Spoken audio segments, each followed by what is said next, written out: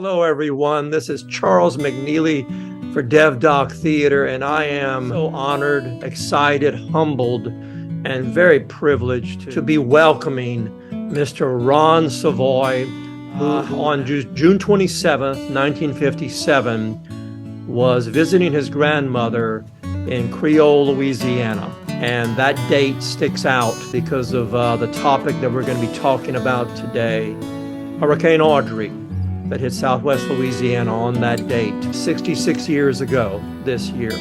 So Ron, who now lives at Edmond, Oklahoma, is that near Oklahoma City? Yes. Okay. It's north of Oklahoma City. Got you. Okay. Welcome. Thank you so much for being here. I heard of you.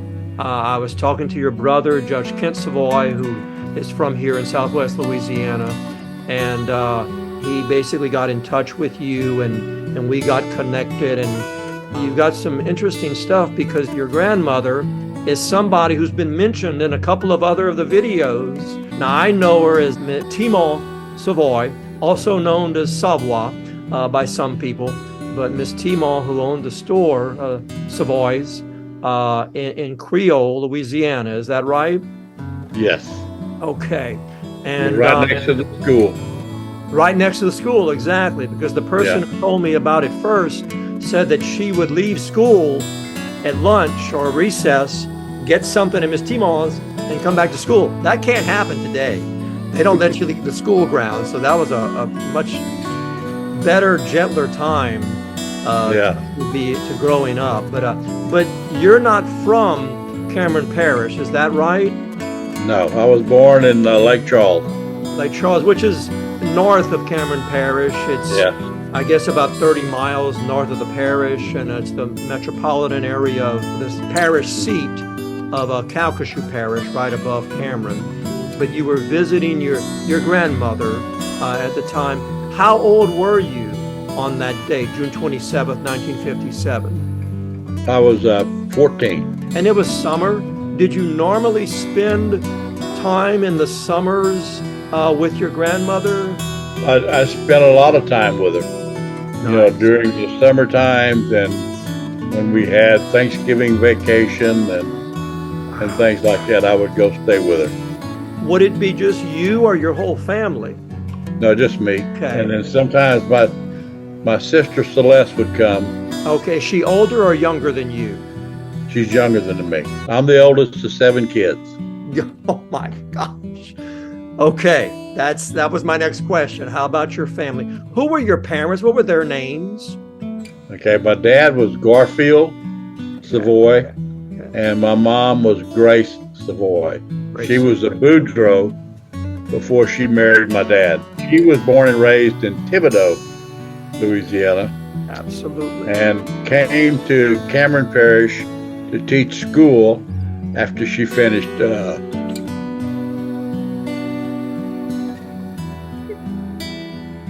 Where was she? let me catch myself for a minute. Okay. She graduated from USL and then came to Cameron Parish to teach school. And then that's where she met my dad. Was your dad working in Cameron Parish or something? Yeah, he was. He worked at the courthouse there in Cameron. And then my granddad, his name was Ailey, and Timon had the store. Yeah. So it was Ailey Savoie. Yeah. And what was Timon's real name? Do you know? Emma. Emma, thank you. Miss Emma Timon Savoie. And Ailey Savoie, that's an interesting name. Okay, so that's a little bit about your family. What do you remember, if anything, of being in Creole around there before Audrey? What did you do? Did you help your mother in the store? Did you fish? What did you do? Well, I helped her in the store, and then I had some friends, and I had a horse down there that we went riding a lot. Nice. Nice. So that was my pastime, just riding, and then several friends we'd play, kids games, whatever. Yeah. You know. Oh, that's a good childhood. That's so good. Yeah. But what do you remember about preparation? Do you remember what y'all did, if anything, to prepare for it? Well, we really didn't realize what was coming. Okay. So we saw it on the news that night because she did have a little TV. So you saw the news, and then I guess went to bed. What was the first thing that happened that you remember regarding the storm that you experienced? We had a cousin that kind of lived behind us. Okay. And he came and woke us up about 7 o'clock in the morning. Wow. And told us that we need to leave now. So Timo and I just put some clothes on, and he drove us to the Catholic Church. The Creole Catholic Church? Yes.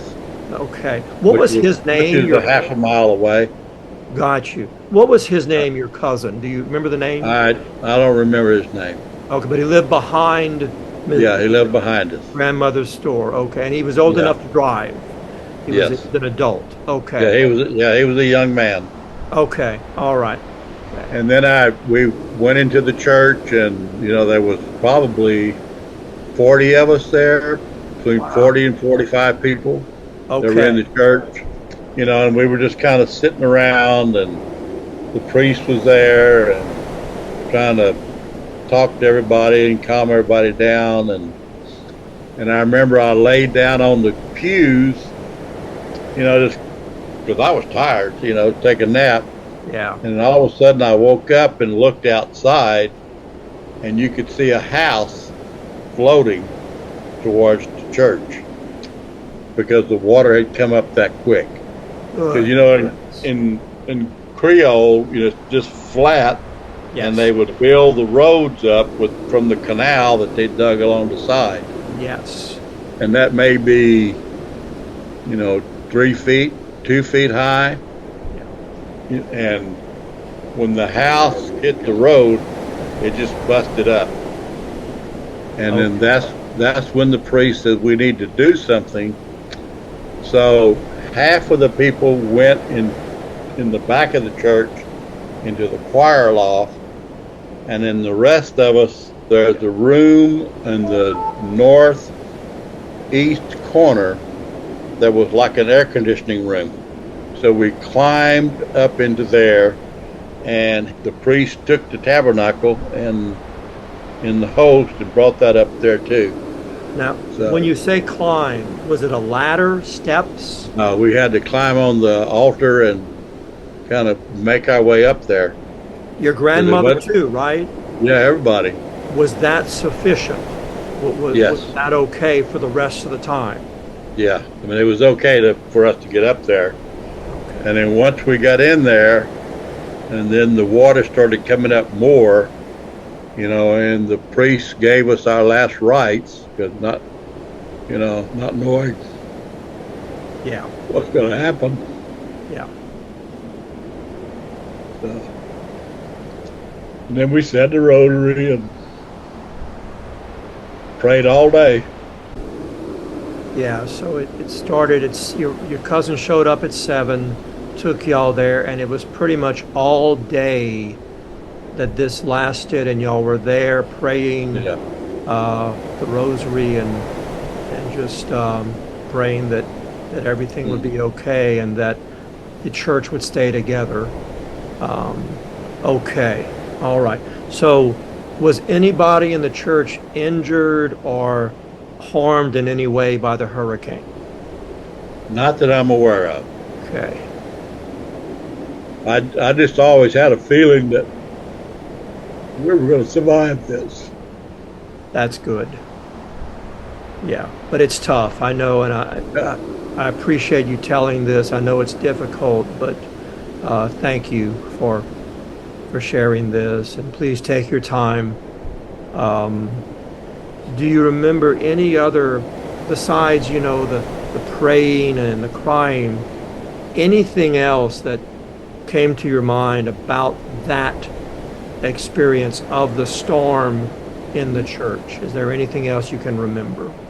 The only other thing that I remember is that we had a young man or young boy that came or floated on a log and came to the church on that log, and then they rescued him off of that.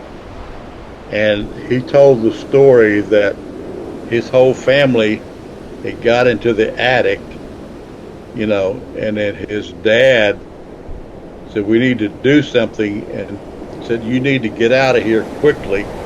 And he got out and found a log and got on that, and then he said he turned around and the house just demolished.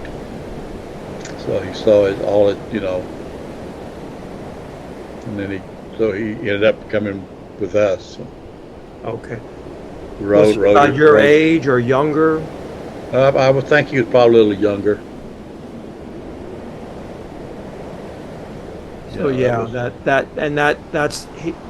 that happened quite a bit. I've heard of a couple of stories where houses they use the word disintegrate, explode, whatever you want to call it.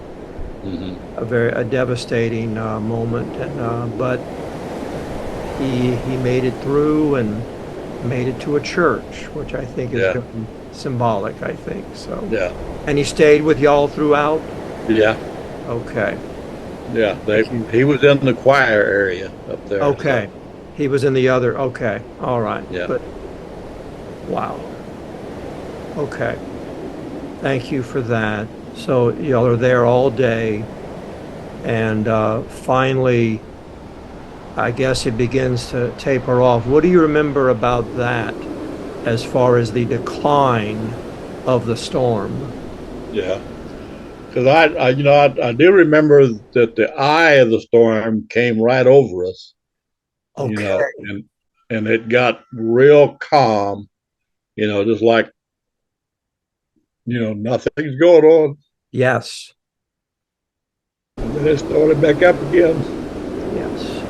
And then that afternoon, I'm going to say probably 4 o'clock or so, somewhere along in there, the storm had passed. That's it. Okay. So then we came out of there, and there was still quite a bit of water still there. Okay. And then we walked over to the rectory where the priest lived, and that was an old building or old house that stood the storm, did not wash off its pillows or anything. Was it brick? No, it's an old wooden house. But it made it through. Yeah. That's amazing.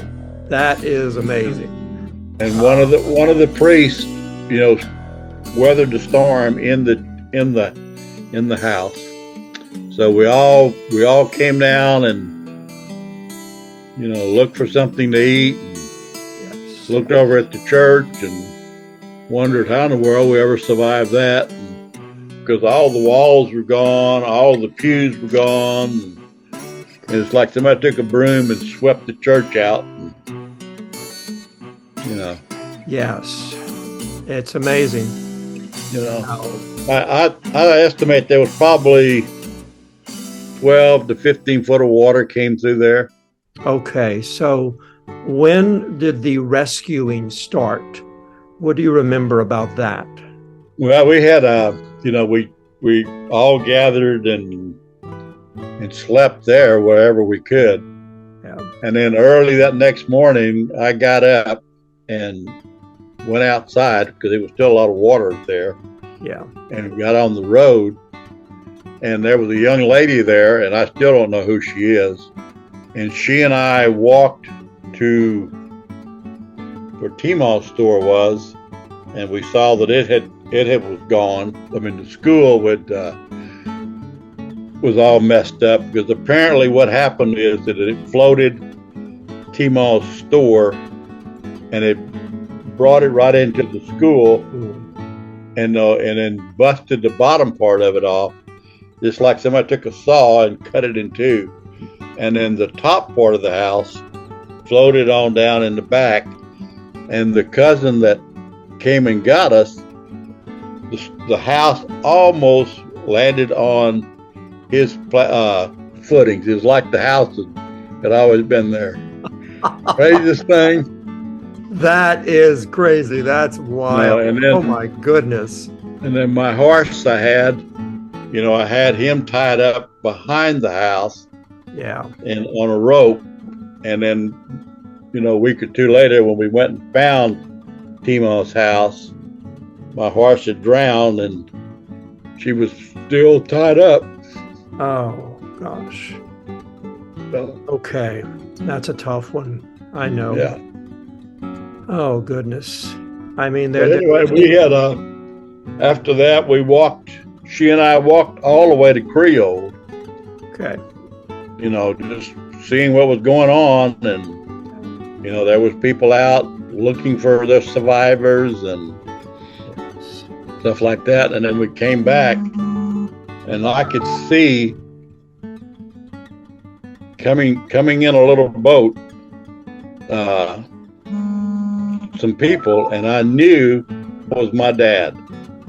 Wow. So they somehow got through, and we're looking for y'all. Yeah. And you could see them from the distance, and you knew it was your dad. That's amazing. That's family. I love that. That's so good. They had gone and put it in at High Island, okay, which is 25 miles away. Yes. And then you just got in the boat and came on down there. My gosh. They couldn't get down there in cars because the roads were washed out. So, yeah. And then you could start seeing people, rescue stuff coming, and then my dad came and got us and got Timo and I, and okay. And we went on back to High Island, and once y'all got to High Island, what happened next? Did y'all go to Lake Charles? No, we came back to Sulphur. Got you. Okay. All right. That's where we were living. Okay. Living in Sulphur. Got you. Okay. And Timo lived in her 90s. Really? Okay. Yeah. Did she end up moving back to Creole, or did she stay with y'all? She wanted to go back to Creole and live in a little store. Okay. But the people that rebuilt it wouldn't rebuild the store.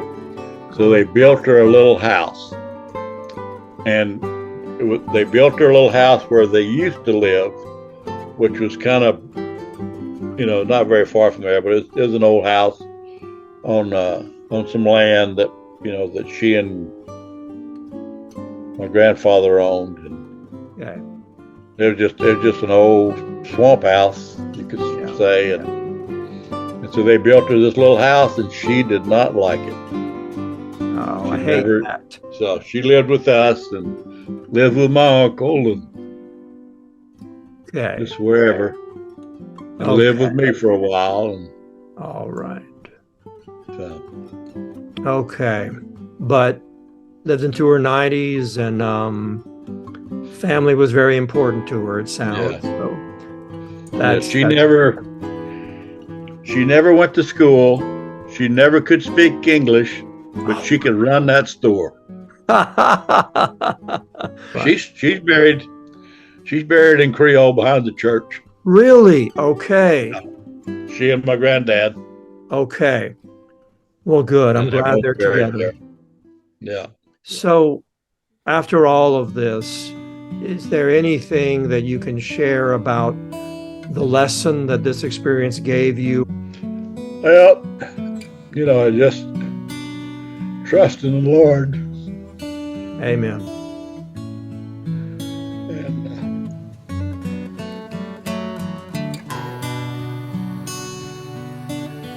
Because you never know what'll happen, or when,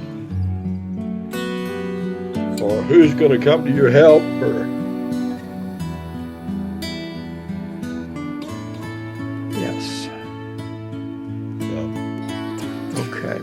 Well, Ron, thank you for this, and I know I appreciate you sharing something so difficult. And I hope it in some way brings some kind of strength to you and others who hear it. The people who went through that storm are amazing. The resilience, the strength, the fortitude that the survivors of Audrey exhibited are just beyond anything that I have or I think anybody else has ever heard of. So I just wanted to document this for future generations to know that this is how it was for that June 27th, 1957. And thank you for sharing this. Thank you everyone for watching, and thank you Mr. Ron Savoie for your story. And everyone, if you're interested in hearing more about DevDoc Theater, please visit our website or our YouTube channel, and contact me at our email address if you're interested in sharing your story. But thank you so much for listening. Take care.